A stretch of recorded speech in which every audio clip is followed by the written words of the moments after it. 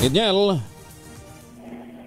Kuya Angel, ginagamit na ng mga kawatan maging ang muka at pangalan ni PNP Anti-Cybercrime Group Director Police Brigadier General Bernard Yang para makapambiktima. Yan ang nabuking ng PNP-ACG ngayong papalapit ng Christmas season kung kailan inaasahang maglilipang ng muli ang mga scammer.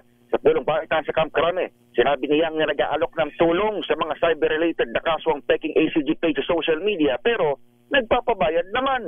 Ginip ng general na hindi naniningil ang tunay na PNP-ACG na maaaring lapitan naman nagre-reklamo sa cybercrime. Aniyang, tukoy na ng otoridad ang nasa likod na ikaapat ng fake ACG page na balak kasuhan ng swindling o estafa sa mga sunod na araw.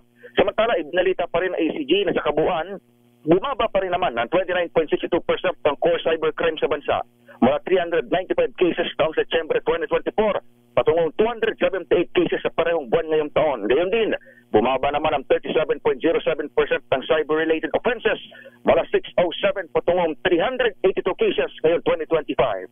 Ito si Edniel Parrosa, nag-uulat para sa DZRH. Una sa Pilipinas, una sa Pilipino. Maganda umaga!